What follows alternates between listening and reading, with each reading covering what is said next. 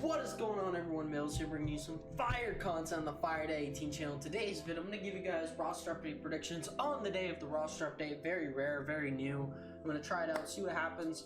So yeah, without further ado, I'm going to tell you guys which cards you should invest in right now, right at this very moment, before they go up in overall and tier. So without further ado, let's get into it, starting off with the first card. The first card on our list is Randall Tapia. He was one of the player of the months actually for May. And there's a reason why I think he should go up. He's obviously a 74, but let's talk about his last 3 games. And his last 7, of course. So this man, in his last 7 games, has given up 0 runs in 8 innings pitched. And considering that he plays a reliever role, that's really impressive. That's a very impressive role to play. And he also had 11 strikeouts in these last 7 games with a .38 with hits per innings pitched, which is really impressive. And considering his low overall, I could definitely see this guy getting a boost in general, and his player of the month card also coming out does give him also that slight increase as well, so it makes sense for his live series to also go up to a silver. So yeah, pretty easy investment, pretty straightforward. I'd still make the investment right now before it becomes way too expensive to be any worth of value, so invest while you can. Next guy on our list was actually the player of the month of April. Once again, another player of the month. This one is Cedric Mullins, and there's good reason. He's continuing his tremendous year so far. Since April obviously was very good, let's talk about May a little bit. Let's talk about his last 15 games in May. So he's been batting with a .414 batting average, with .485 OBP and .724 slugging, with 3 home runs and 7 RBIs. That's pretty impressive, right? Like, that's a pretty impressive last 15 split line. And his last 7 is even better, with a .536 average, .606 OBP, and over 1,000 slugging. You gotta imagine that OPS being somewhere around the 1,000s at that point, which is pretty impressive for your last 7. Cedric Mullins is a 74, which is pretty criminal at this moment, so I definitely see him probably getting a boost in that regard hitting-wise. And a hitting boost, as you can see here, puts him enough up to a 76. He doesn't need an extreme boost to put him up to silver. He's a pretty safe investment as well, and he's a guy I'm pretty sure will go up, considering how good he's been playing.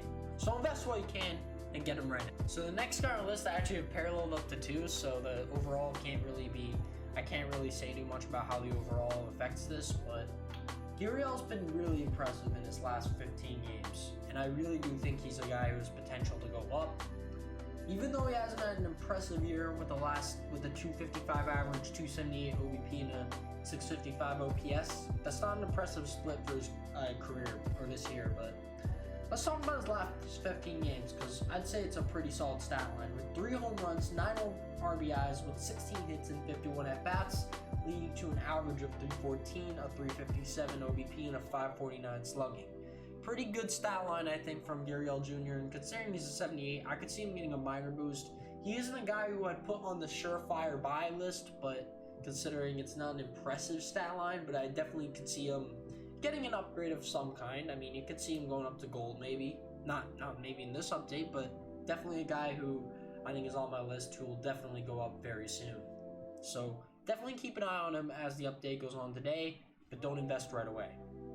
So another Blue Jay enters the list, Randall Grift. He's been impressive in his last 15 games as well. He's bat with 5 home runs, 8 RBIs, with a .263 average, .288 OBP, and a .596 slugging. So those are okay stat lines, but he doesn't need to get too many boosts everywhere to really improve. This is the why I picked him. I didn't pick him because he had an impressive stat line. I picked him because he's a 79 overall with a lot of potential to go up in his hitting splits, and his last 15 games have been very, very impressive.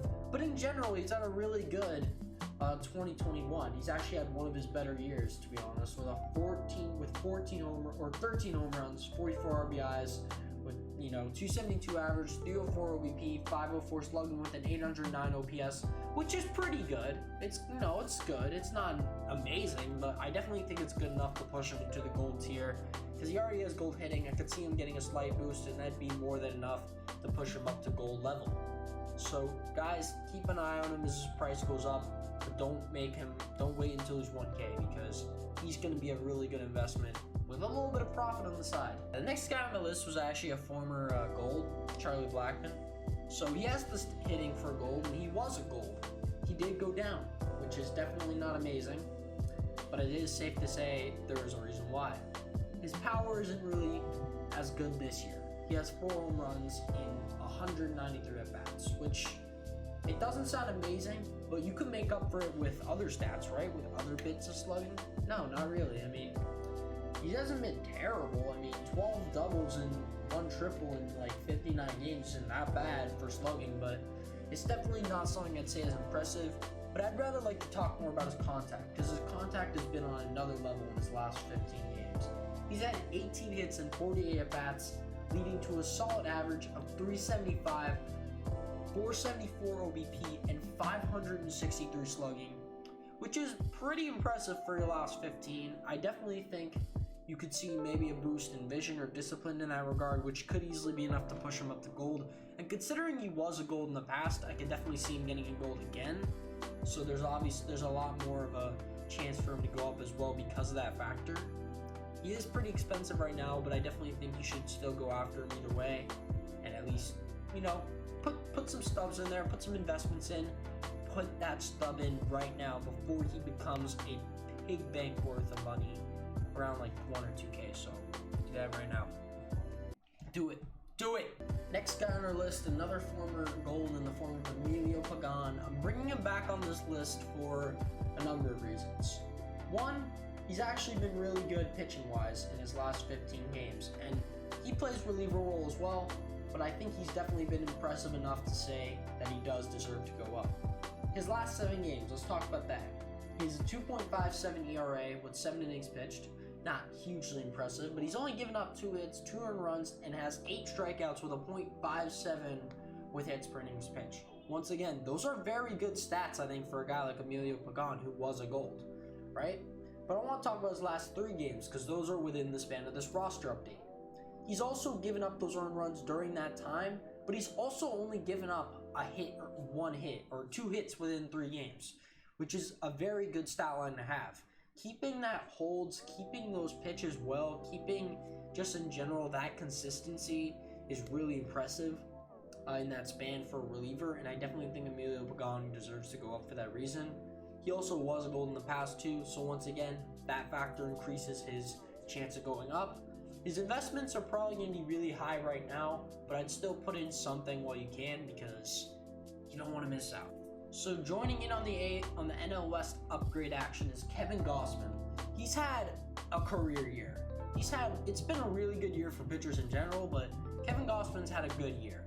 He could maybe make the jump to diamond with how well he's been playing. A 3 overall boost could seem impossible, but what I'm about to tell you I think is more than enough to convince you that this guy is worth it. Let's talk about it. So his last 3 games, he's pitched around 18 innings in his starts. He's gotten a win in every single one of those starts, but he hasn't given up a single run. Against the Arizona Diamondbacks on May 25th, he had 5 innings, only giving up 5 hits, 2 walks, and 9 strikeouts, which is amazing, right? Next one, against the Dodgers, a very good hitting team. He goes 6 innings, only giving up 2 hits with 7 strikeouts, but also no earned runs. Very impressive as well. Let's go on against the Chicago Cubs, which is the most recent game he's pitched. He went 7 innings, only giving up 2 hits and getting 10 strikeouts. So in that span, he has been very impressive, keeping a really good consistency as a pitcher that is practically one of the best in the NL West. It doesn't rival Kershaw or anything by far in a career, but he's had a really good year, and I definitely think that's enough to put him up to diamond at the very least. Having that amount of consistency this year, and a year where obviously pitching is the most dominant thing, or one of the most impressive things you could have, I'd say that he deserves to upgrade up to diamond. So keep an eye on him, put some stubs in, buy a lot of this card. This guy could go up to diamond very soon. Oh god, I hate including this guy on my lists. Chris Bryant. He has to come back though, guys. I've put him on honorable mentions way too many more times than I'd like to admit. But now people are actually seeing him as a diamond prospect. I've been seeing him as a diamond prospect since the beginning of these roster updates. He's had a really good year. Enough to maybe put him back up to that diamond that he used to be. His career was kind of hindered by injuries, but I definitely think he can come back and get that diamond that he very much deserves for just how good of a year he's had. I don't even think I need to say his stat line for me to really convince you that he's a diamond. Because he's been playing that good. And he's practically been the Cubs star right now at this moment. So put in some stubs. He's 3K right now from last time I checked, which is still a 2K stub profit if you invest in him and you flip him before the roster update occurs. So please, guys, please get this card while you can. Anyways, that is really going to be it for the roster update. I hope you guys did enjoy. Make sure you leave a like, subscribe if you're new. Go follow my socials and join my Discord where you'll be able to get updates on videos from YouTube and streams from Twitch. So without further ado, I'll see you guys in the next video stream. Take care, everyone. Peace!